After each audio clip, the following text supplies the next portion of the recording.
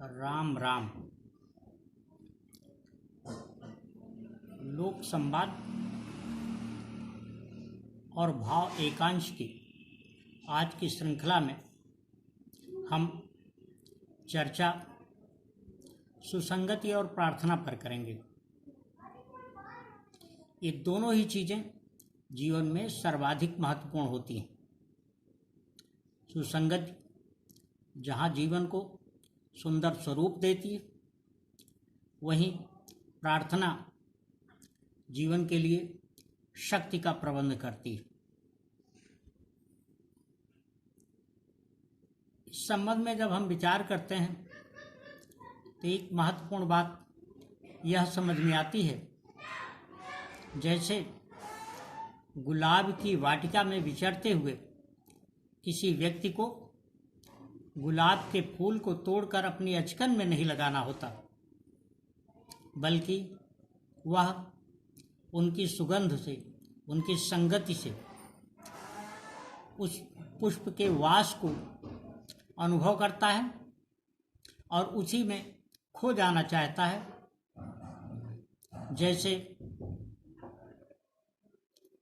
कमल के तालाब में तैरते हुए किसी व्यक्ति को या उसके समीप गए किसी व्यक्ति को कमल के पुष्प को तोड़कर उसकी सुगंध का एहसास नहीं करना होता, बल्कि उसकी मलय सुगंध उसे स्वतः अनुभूत होती है।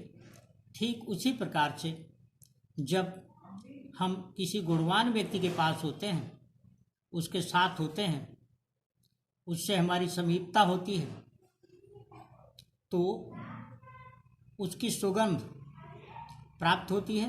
यानी सामान्य व्यक्ति भी सामान्य इंसान भी गुणवान होता जाता है। जीवन में गुणता, संपर्क और संबंध के लिए, अच्छी सुसंगति के लिए अच्छे शब्दों का बहुत महत्व है। कहते हैं, ऐसा विद्वानों का भी मत है कि जब अच्छे शब्दों का प्रयोग किया जाए तो वह अपना सही प्रभाव डालते हैं। कब, किस समय, किसको शब्द के रूप में कौन से भोजन को परोसना है, यह आ जाए तो ऐसा रसोइया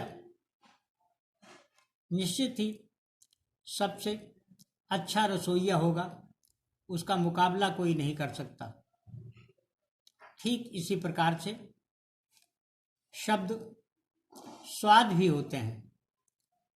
शब्द का स्वाद चख कर अगर हम उनका प्रयोग करें, उसके इस्तेमाल की आदत हो, तो निश्चित तौर पर हम पाएंगे कि उसके आकर्षण में, उसके स्वाद से लोग हमारी तरफ आकर्षित होते चले जाएंगे।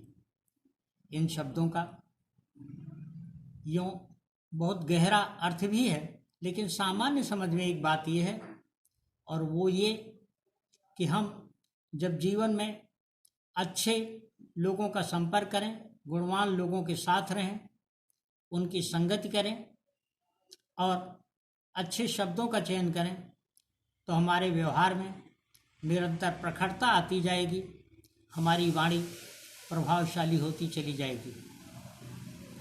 ठीक इसी प्रकार से महत्व जीवन में कुछ उन बातों का भी होता है जो रोज बरोज की जिंदगी में हमारे व्यवहार में आती हैं, और इसमें महत्वपूर्ण बात प्रार्थना की होती है। यह प्रार्थना किसी और की नहीं, परमपिता परमेश्वर या जो भी हमसे श्रेष्ठ है उसके प्रति विनय के रूप में होती है, उसके प्रति विनम्रता के रूप में होती है। प्रार्थना भी अपना अमिट प्रभाव डालती है, और प्रार्थना से सामान्य व्यक्ति तो सहजता से आ ही जाता है। स्वयं परमपिता परमेश्वर भगवान भी हमारे समीप आ जाते हैं, इस संदर्भ में एक कथा का उल्लेख करना यहाँ प्रासंगिक होगा। एक बार की बात है, द्रौपदी अचानक अभिमन्यु के पुत्र उत्तरा की पत्नी के पास पहुंची और उनसे अपनी सहानुभूति जताते हुए उनके सिर पर हाथ फेरते हुए कहा कि पुत्री, जब कभी तुम्हें किसी प्रकार की कोई विपत्ति आए, किसी प्रकार की बाधा अनुभव हो, तो कभी अपने किसी संबंधी, निकट संबंधी, नात रिश्तेदार को याद नहीं करना और न ही उन्हें पुकारना, न ही उनकी शरण में जाने की आवश्यकता होनी चाहिए। तुम प्रभु को पुकारना, वो तुरंत चले आएंगे। उत्तरा अवाक रह गई। हैरानी से उसने पूछा कि माता, आप ऐसा क्यों कह रही हैं?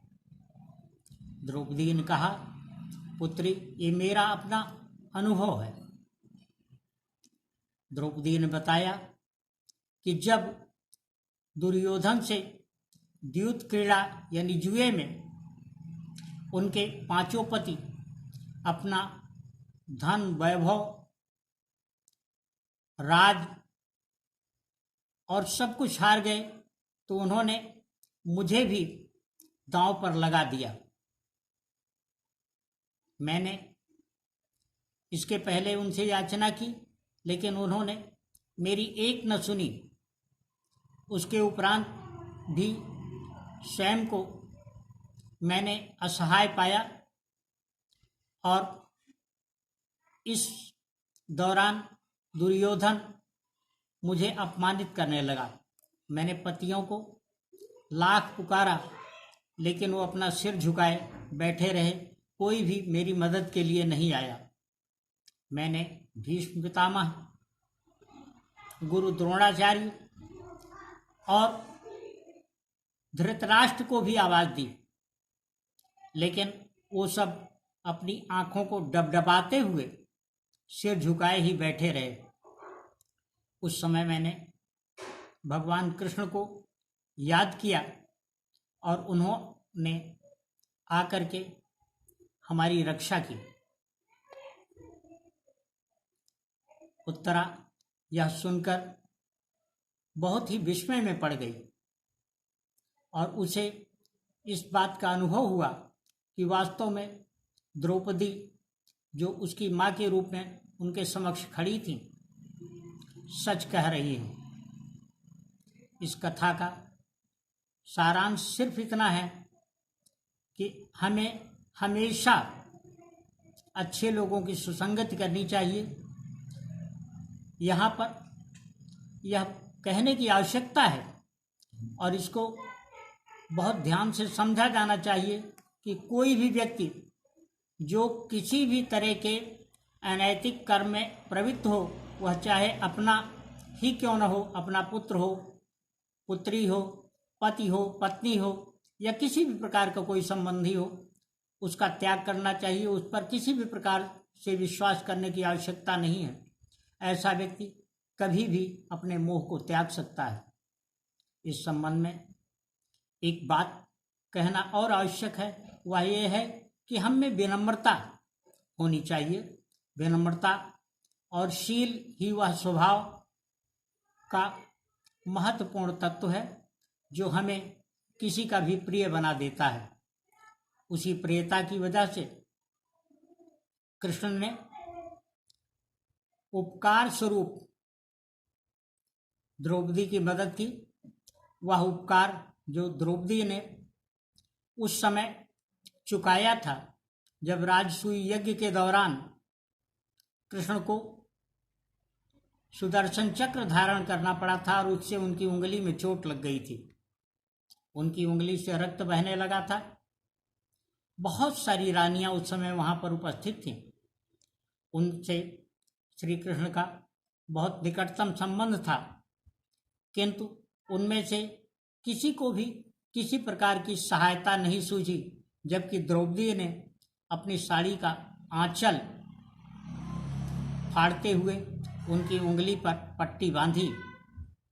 कृष्ण ने उसी समय समझा कि द्रौपदी से अधिक प्रिय उनके लिए कोई और नहीं है और न हो सकता है। उन्होंने मन में ठानी कि कभी किसी भी प्रकार से ऐसे किसी भी व्यक्ति के प्रति जो स्वयमेव बगैर किसी अपेक्षा के उसकी सहायता के लिए प्रवृत्त हो, उसके प्रति हमेशा कृतज्ञ ही नहीं होना चाहिए, बल्कि यथा समय उसकी मदद करनी चाहिए। और इसी मदद के लिए कृष्ण पहुँचे द्रौपदी की, उन्होंने सहायता की और उनको और अधिक अपमानित होने से, नग्न होने से बचाया। इस शिक्षा का महत्व यह है कि हम विनयी हों। विदुर नीति के एक श्लोक का अर्थ यह है कि जब लोहा गर्म किया जाता है तभी वह लचता है। जो धातु बिना गर्म किए ही लच जाती है, नीचे झुक जाती है, उसको झुकाने के लिए उसे गर्म करने की आवश्यकता नहीं होती। ठीक इसी प्रकार से हमें यह ध्यान रखना चाहिए कि हम अगर विनयशील होंगे, हम में अगर विनम्रता होगी, हम में अगर दूसरे के प्रति सम्मान का भाव होगा, तो हम निश्चित तौर पर अपने को औरों से नीचे और विनम्र समझेंगे और उनसे हमारा ये व्यवहार उनको हमारी तरफ प्रेरित करेगा, हमारी तरफ जोड़ेगा, हमारे प्रति स्नेह पैदा करेगा, लगाव पैदा करेगा। और यही जीवन का परम यथार्थ है, जीवन का वास्तविक विज्ञान है, जीवन का वास्तविक शास्त्र है। हम जब इन चीज़ों को गहराई से समझेंगे और समझने के लिए यत्नशील होंगे, तो हम ये पाएंगे कि हमारे जीवन में निरंतर ही प्रखरता और प्रभावशीलता आती जा रही है। किंतु यह याद रखते हुए कि वास्तव में शक्ति जो है वह विनम्रता से ही आती है। क्रोध शक्ति को क्षीण करता है। सुसंगति और प्रार्थना को इसी रूप में जीवन में स्वीकार करके हमें अपने जीवन को सदियों बेहतर बनाने के लिए यत्नशील रहना चाहिए। राम राम।